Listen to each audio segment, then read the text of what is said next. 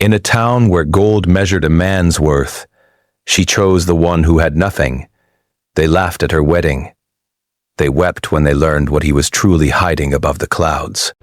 Welcome to Shadow of the West. Subscribe and ring the bell for more legendary tales of love, courage, and the untamed frontier. There are places in this world that God made and then forgot to put on any map, not because they were unworthy of remembering, but because some things are too sacred to be found by anyone who is not meant to find them. This is a story about one of those places and about the woman who reached it, not by searching but by loving the one man the whole world had already dismissed. The year was 1871. The town was called Ridgewood. It sat at the foot of the great Rocky Mountains in the Colorado Territory like a bruise on the earth, brown and sore and full of broken promises. It had been built by miners who came west chasing gold and found nothing but cold winters and empty tunnels. The streets were unpaved. The buildings were gray.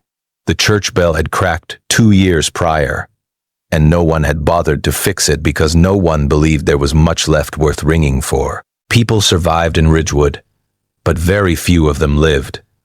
Among those who survived was a young woman named Eliza Cartwright. She was 24 years old with dark brown hair.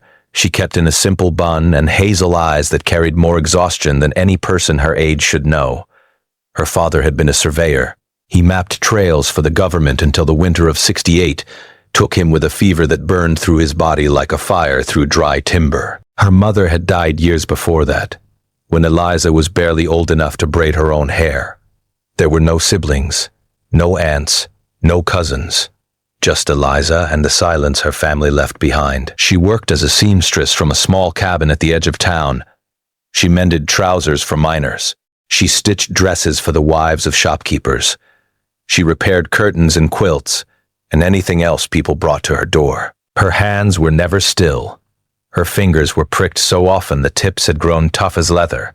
She earned just enough to eat, just enough to keep the fire going, just enough to wake up the next morning and do it all again.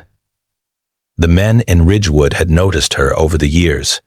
She was not the kind of woman who turned heads in a crowded room, but she was the kind of woman you remembered long after the room was empty. There was a quiet grace about her, a strength that lived in her posture and her silence.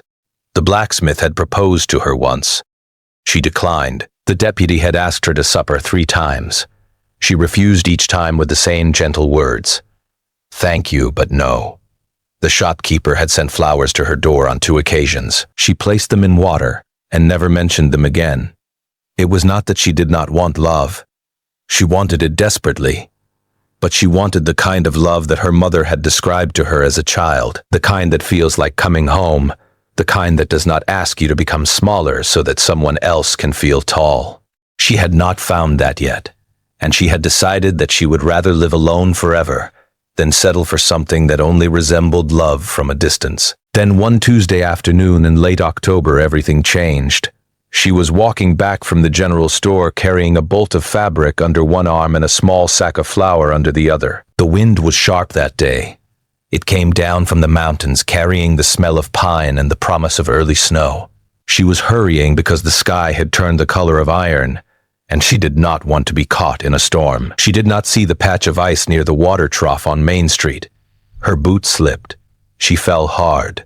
The fabric tumbled into the mud. The flour split open and dusted the ground like false snow. She sat there for a moment, stunned and embarrassed, her wrist throbbing beneath her. People walked past.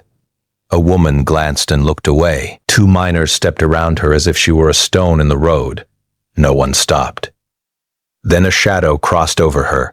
She looked up and saw a man she had seen before, but never spoken to. He was tall and lean, with dark hair that fell just past his ears, and a short beard that looked like it had never been trimmed by anyone but the wind. His clothes were worn. His boots were patched with strips of hide. His coat was leather so old it had lost whatever color it once had. His hat was wide-brimmed and battered by years of weather. His eyes were pale, gray-blue, the color of sky just before it snows. He said nothing. He simply extended his hand. Eliza looked at that hand. It was rough and scarred and steady. She took it.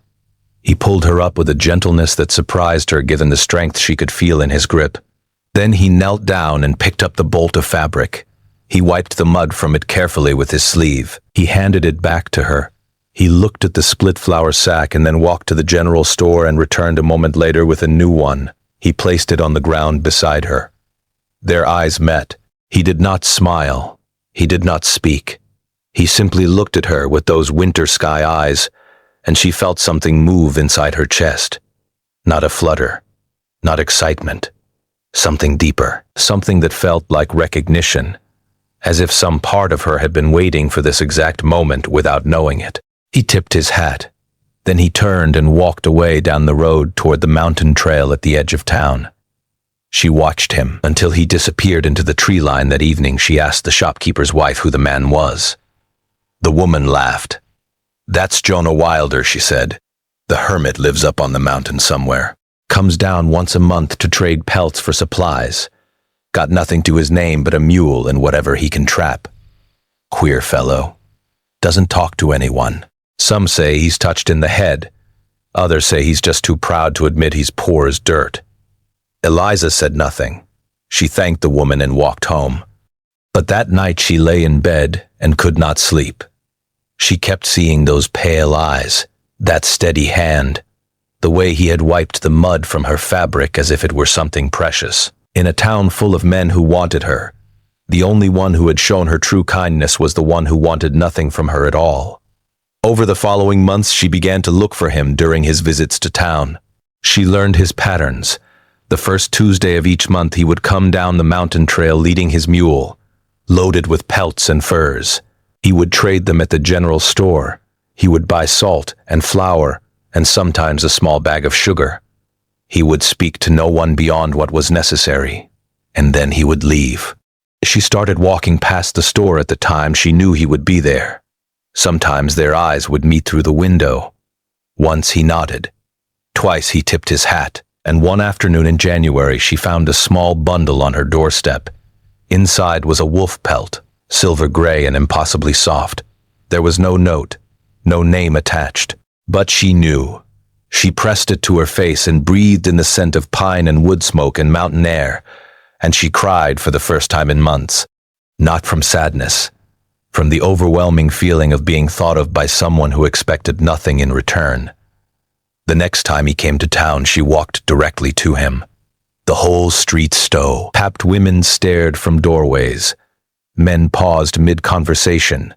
A seamstress approaching the mountain hermit in broad daylight. It was the most interesting thing that had happened in Ridgewood in years. She stopped in front of him and said, "Thank you for the gift." He looked at her for what felt like a long time. Then he said, "It gets cold where I live. I thought you might need it."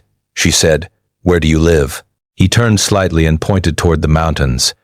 The great peaks were covered in snow, and the highest ones disappeared into the clouds. "Up there," he said, "above the clouds." She asked, "Is it beautiful?" He paused, then he said quietly, "It is the only place I have ever felt free." Something passed between them in that moment. Not a promise, not a declaration, just an understanding. The understanding of two people who had both been alone for too long and who recognized in each other something the rest of the world had failed to see. 2 weeks later, Jonah came to her cabin. He stood outside with his hat in his hands, and for the first time she saw nervousness in his face. He spoke slowly. He said, "I have nothing to offer you. No gold, no cattle, no name that means anything to anyone in this town. But I have a home in the mountains. It is small, but it is warm. It is quiet, but it is safe. And if you came there with me, I would spend every day of my life trying to make you happy." He paused. "I know I am a poor man. I know what people say about me, but I am asking you to see what they cannot." Eliza looked at him. She looked at the town behind him, the gray buildings, the empty streets, the life that was slowly turning her into someone she did not recognize. Then she looked back at Jonah Wilder, at his patched boots, and his worn coat, and his winter sky eyes that held more truth than any fine words she had ever heard. "Yes," she said. The town erupted with gossip within. The hour, The women at the church said she had taken leave of her senses. The shopkeeper said she would not survive a single winter. The deputy said Jonah Wilder was a fool, and she was a bigger one for following him. Even the preacher hesitated before agreeing to marry them. They wed on a cold April morning with snow still on the ground. No guests, no music, no flowers except a small bundle of dried wildflowers Jonah had brought from the mountain. The preacher spoke the vows quickly, as if he wanted the whole thing over with. Jonah placed a ring on Eliza's finger. It was silver, hand-carved with tiny mountain flowers. He had made it himself over many weeks by candlelight in his cabin. It was the most beautiful thing she had ever worn. When they walked out of the church, the townspeople watched from behind curtains and through cracked doors. No one waved. No one wished them well. Someone laughed. The sound carried across the street like a stone thrown at their backs. Jonah helped Eliza onto his mule. He loaded her small trunk onto a second one. Then, without a word, they turned toward the mountains and began to climb. The trail was narrow and steep. The trees grew thick around them. The air grew thin and cold. Eliza held onto Jonah's coat and watched the town of Ridgewood shrink below them until it was nothing more than a gray smudge in the valley. She did not look back again. They climbed for the rest of that day. The trail wound through forests of pine so dense the sky was visible only in thin strips of blue between the branches. They crossed frozen streams where the ice cracked beneath the mules' hooves like breaking glass. They passed the ruins of an old mining camp, collapsed tunnels and rotting timber, monuments to greed and disappointment. The wind grew stronger the higher they went. It pulled at Eliza's shawl and stung her cheeks until they turned red. She did not complain. Not once. Jonah walked ahead, leading the mules by their reins. Every few minutes he would turn to look at her. Not with worry, with something softer than that. With the quiet vigilance of a man who has been given something precious and intends to protect it with everything he has. As the sun began to set, the sky turned to gold and copper and deep amber. The light came through the trees in long diagonal shafts that looked like pillars holding up the heavens. And then they reached the ridge. Jonah stopped. He helped Eliza down from the mule. He took her hand and led her to the edge. "Look," he said. She looked. Below them the clouds stretched out like a white ocean, thick and soft and endless. They were above them, above the clouds themselves, and beyond the ridge, hidden in a valley surrounded by the tallest peaks she had ever seen, was a world that did not seem possible. Green meadows rolled between groves of aspen trees, whose bark shimmered silver in the fading light. A river wound through the center of the valley, catching the sunset and turning it into a ribbon of liquid gold. Wildflowers grew everywhere, purple and yellow and white, and colors she did not have names for. Small stone cottages sat on the hillsides with thin lines of smoke rising from their chimneys into the still mountain air. And beyond it all, the great peaks rose like the walls of a cathedral, snow-capped and ancient and impossibly beautiful. Eliza could not speak. She stood there with Jonah's hand in hers and tears running down her face, and she understood for the first time why he had never cared about what the town thought of him, why he had never tried to defend himself against their laughter, why he had carried the word poor on his back without complaint. Because he was not poor. He was the richest man she had ever known. He simply measured his wealth in things the world had forgotten how to value. Jonah watched her face. He said, "My grandfather found this valley 50 years ago. He was running from trouble down in the flatlands. He climbed higher than anyone thought possible, and he found this place. He never left. My father was born here. I was born here. 12 families live here now. We grow what we need. We build what we need. We ask nothing of the world below, and the world below has never found us." He paused. "And now, if you want it, this is your home." Eliza turned to him. She took his face in her hands. She looked into those gray blue eyes that had seen her when no one else would. "I want nothing else," she said. The days that followed were unlike anything Eliza had ever experienced. She woke each morning to the sound of the river and the birds that lived in the aspen groves. She fell asleep each night to the sound of wind through the pines, gentle and steady as breathing. The valley people welcomed her with the quiet warmth of those who understand what it means to start over. They asked no questions about where she came from. They cared only about who she chose to be. She planted a garden beside their cottage, tomatoes and beans and herbs and wildflowers, always wildflowers. She baked bread in a stone oven Jonah had built with his own hands. She mended clothes for neighbors and received jars of honey and fresh eggs, and smoked trout in return.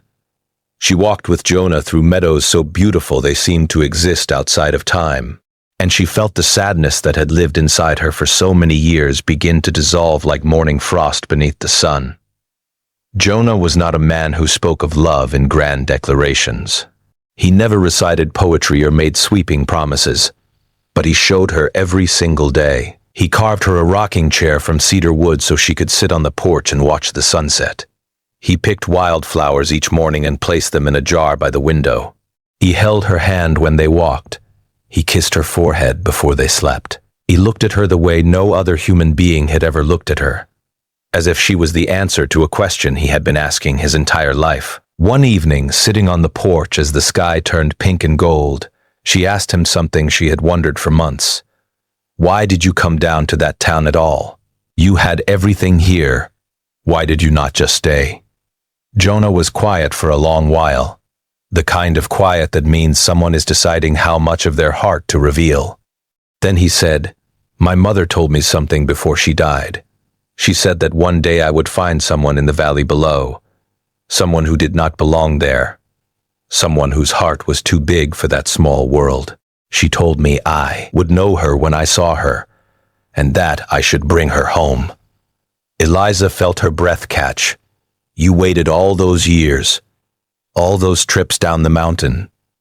You were looking for me. I was looking for you, he said, and I would have looked for 100 years more.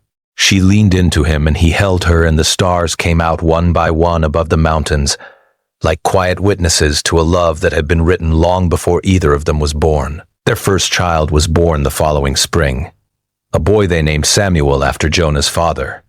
He had his father's pale eyes and his mother's gentle mouth. The whole valley celebrated. 12 families brought gifts of blankets and carved wooden animals in jars of preserves. The eldest woman in the valley held Samuel in her arms and said, "This child was born above the clouds. He will see farther than most." For 3 years the family lived in a peace so deep it felt eternal.